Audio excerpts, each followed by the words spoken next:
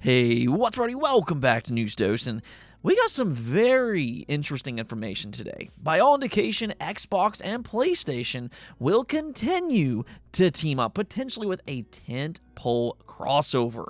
Of course, we talked about Helldivers 2 and Halo ODST yesterday. That's very exciting in its own right, but that might also just be the beginning of more to come. At the same time, I don't think that this is what fans are necessarily expecting. This could end up being a big surprise for a lot of people. Now, we also got some very exciting news for the Resident Evil franchise. There's been a big question about what they'll do next after the Resident Evil 4 remake, and, well, we might now have our answer. Before we get started, though, I do want to thank my supporters on Patreon and on YouTube memberships. Thank you just so much for what you do, and you will receive this video through early access. Let's go and get right into things, though, starting off with Mario's 40th anniversary. People are going just crazy over this right now, and I really don't understand why. And I'll circle back to that in just a moment, but nonetheless, a Mario 40th anniversary Twitter account was discovered online. You can see it here, which it's a blank page, and basically the reason that people suspect that this account is real is because it was made during the same year as the Mario 35th anniversary, where apparently they did something very similar. So technically Nintendo could have created this account as a placeholder, or and I'm just going to go and throw this out there, somebody else made it looking to make a quick buck off of Nintendo because they would have to pay that person for this account if Nintendo, for whatever reason, just had to have it for their marketing, which, to be clear here, they don't. And that's where I'm going to go ahead and say the speculation for this is honestly kind of dumb. Like, do we really need a possibly fake Twitter account to speculate that Nintendo will likely, yes, likely, do something to celebrate their biggest IP for his 40th anniversary? I mean, I figured that was already kind of a given by this point. I mean, for that matter, there's barely even a year when we don't get something Mario-related. It really wouldn't be hard for Nintendo to celebrate their most popular and by far most used mascot. So, I don't know. I just think this is one of the more absurd rumors that I've seen in a very long time. Even without this, I absolutely expect some kind of celebration from Nintendo, and I would actually be more surprised if we don't see them do something.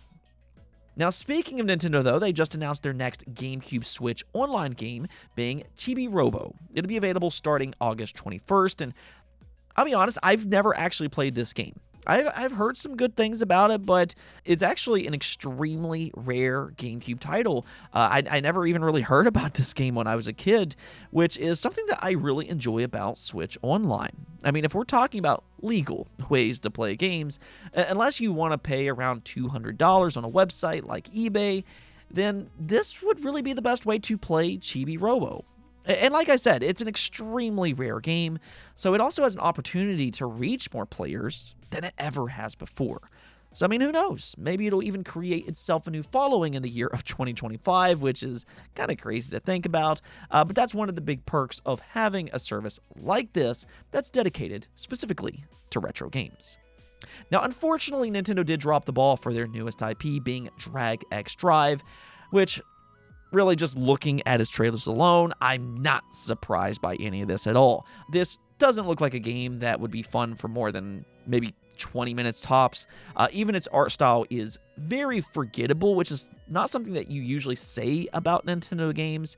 So when its Metacritic score rolled in today, I wasn't surprised to see that it has a 63 overall score with 43 reviews.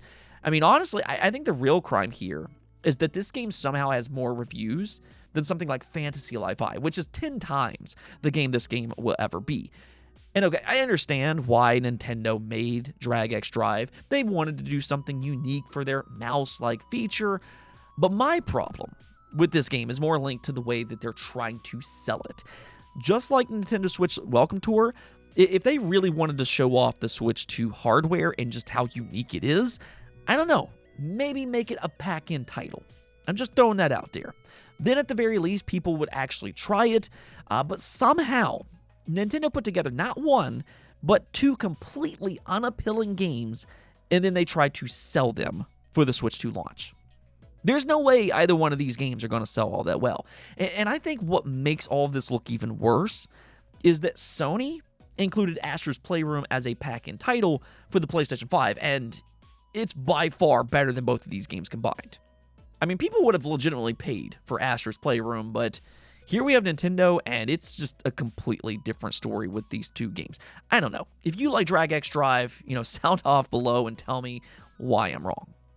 All right, now let's go and move on to the big story of the day, though, and it's another one of those historical moments in gaming if this actually comes to fruition. So what's happening here is that the Halo ODST Helldivers collaboration might not be the only Halo project planned for PlayStation. Now, however, it might not be what fans are necessarily speculating about, though. There's been a lot of conversation about a potential Halo 1 remake, the Master Chief Collection, and even Halo Infinite for the PlayStation 5, but instead, the PS5 might get something completely different for Halo, and I think this actually makes some sense when you start to think about it. First, though, let's just kind of go over what's being alleged, and then we'll continue on from there.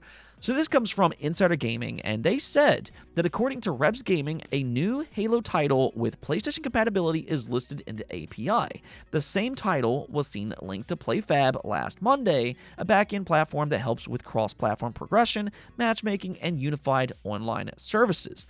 Moreover, a beta title and a second new Halo title with PlayStation compatibility were discovered in the API. However, the data miner has limited information on these two. According to them, the new Halo title for PlayStation could be Certain Affinity's upcoming multiplayer title, Project Ecker. The data miner also speculates that the two listings could be for the same game, one for its beta and the other for the full release. Now, for those unaware, Project Ecker is the previously scrapped Halo multiplayer game codenamed Tatanka. Now, that's a project that we had heard about for years and years and years until it was eventually canceled. However, apparently, it wasn't canceled entirely. Allegedly, it's since been remodeled into whatever Project Ecker will end up being over at Certain Affinity. But the original premise before its alleged remodel was that it would be Halo's take on a Battle Royale-like experience. Now, I'm sure it'll have its own unique Halo spin to it if it is indeed a Battle Royale game, but whatever it ends up being, it sounds like it's not going to be just another traditional Halo game, and that's what I would take away from all of that. It'll be its own thing, and it'll be entirely focused on multiplayer. And that right there is the main reason that a PlayStation release does make some sense. One thing that we've absolutely learned from the live service model is that the more platforms that a game launches on, the better chance said game will have for success. So even though this is only a rumor for the time being, there is a reason to believe that Xbox would actually potentially consider something like this. I mean, you also have to kind of keep in mind that they're also launching Gears of War Reloaded onto the PlayStation 5. So I don't think that Halo is off limits for PlayStation at all.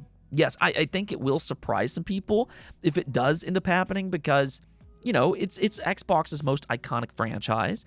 And that's why it would be really a groundbreaking announcement if it were to happen. But it's also a series that has, yes, declined in popularity over the years. And this could kind of be a way to re-inject some more life into the Halo series by putting it into a console that has a massive user base. A lot of fans that may have actually hopped over to PlayStation that were originally on the Xbox 360 years and years ago. Now, if this does happen, though, the place that I would maybe pay attention to is the Halo World Championship, which will run through October 24th to the 26th. Previously, Halo Studios teased an announcement for the Halo World Championship this year, so, I mean, this could very much be it. The reveal for Project Ecker, and maybe even a surprise launch for its beta this holiday. Let me know what you all think about this, though. Are you buying into this rumor or not? All right, now, one more thing before we go, though. Of course, Resident Evil 9 is right around the corner, and we will get another reveal at Gamescom later this month. I'm actually very excited about that. But I think one of the biggest questions that fans have is what's next for the Resident Evil remakes. I think in a lot of ways, Resident Evil 4 was the last obvious remake for Capcom to do.